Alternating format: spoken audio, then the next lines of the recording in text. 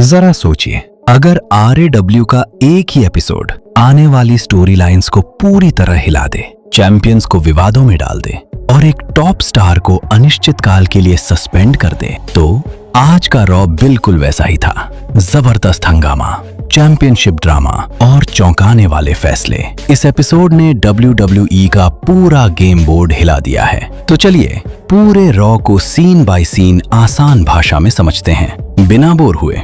Raw की शुरुआत होती है एक दमदार दृश्य के साथ। रिया रिप्ले और इयो स्काई, नई WWE women's tag team champions, ring में अपनी जीत का जश्न मना रही हैं। भीड़ का जोश 7वें आसमान पर है। ये जोड़ी कोई आम टीम नहीं लगती। रिया की ताकत और इयो की रफ्तार दोनों मिलकर इन्हें बेहद खतरनाक बना देती हैं। लेकिन ये जश्न ज्यादा देर नहीं चलता। लिव मॉर्गन और रॉक्सैन पेरेज एंट्री लेती हैं और सीधे कह देती हैं, हमें पहला टाइटल शॉट चाहिए। यहीं से रॉ का माहौल सेट हो जाता है। अचानक बेले और लायरा वल्कीरिया आ जाती हैं। फिर असूका और कैरी सेन भी अपना रीमैच मांगते हुए सामने आ जाती हैं। रिंग पूरी तरह भर जाती है, तनाव चरम पर पहुंच जाता है और फिर पूरा बवाल। रेफरी, सिक्योरिटी, कोई भी हालात काबू में नहीं कर पाता। अंत में एक बात बिल्कुल साफ होती है, रिया रिप्ले और इयो स्काई अंत में खड़ी रहती हैं। WWE साफ दिखा रहा है कि ये चैंपियन सिर्फ जश्न मनाने के लिए नहीं, बल्कि लड़ने के लिए बनी हैं।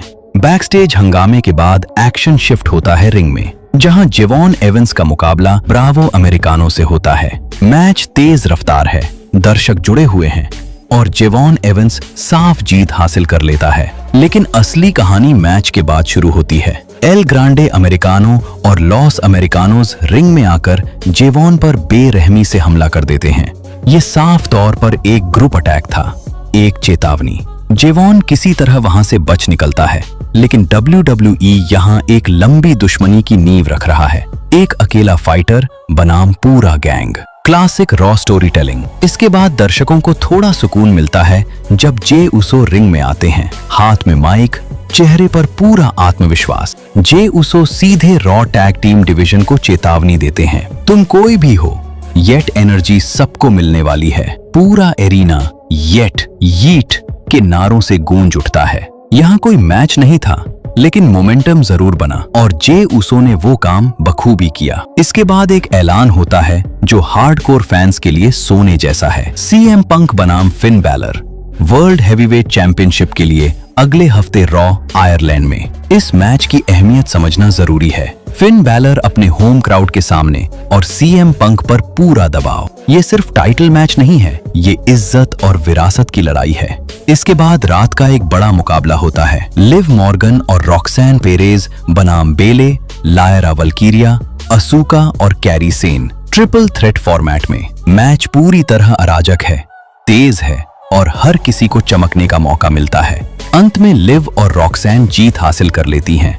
ये जीत सिर्फ जीत नहीं है, ये सीधा संदेश है चैंपियंस के लिए। इसी के साथ ऑफिशियल हो जाता है, रिया रिप्ले और इयो स्काई बनाम लिव मॉर्गन और Roxanne Perez WWE women's tag team titles के लिए सैटरडे नाइट्स मेन इवेंट में। अब ये दुश्मनी और भी ज्यादा निजी हो चुकी है। बैकस्टेज में बेकी लिंच सामने आती हैं, शांत, आत्मविश्वास से भरी, लेकिन शब्दों में आग। बेकी ऐलान करती हैं कि अगले हफ्ते मैक्सीन ड्यूप्री के साथ विमेंस इंटरकॉन्टिनेंटल टाइटल का रीमैच होगा। बेकी साफ कहती हैं, ये सब हमेशा के लिए खत्म होगा। ये लाइन बेहद अहम है क्योंकि WWE यहाँ बेकी के किरदार को और खतरनाक बना रहा है। इसी दौरान अचानक राकेल रॉड्रिगेज एक चौंकाने वाला कदम उठाती हैं। वो स्टेफनी वाकेर पर हमला करती हैं, खासतौर पर उसकी घायल टांग को निशाना बनाते हुए। कोई चेतावनी नहीं, कोई शब्द नहीं, सिर्फ दर्द।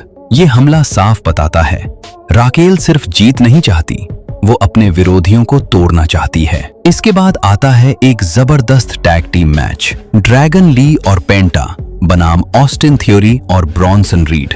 मैच अच्छी लय में चलता है, लेकिन तभी ब्रॉन ब्रेकर दखल दे देता है। मैच DQ से खत्म हो जाता है, लेकिन ब्रॉन यहीं नहीं रुकता। मैच के बाद वो बेरहमी से हमला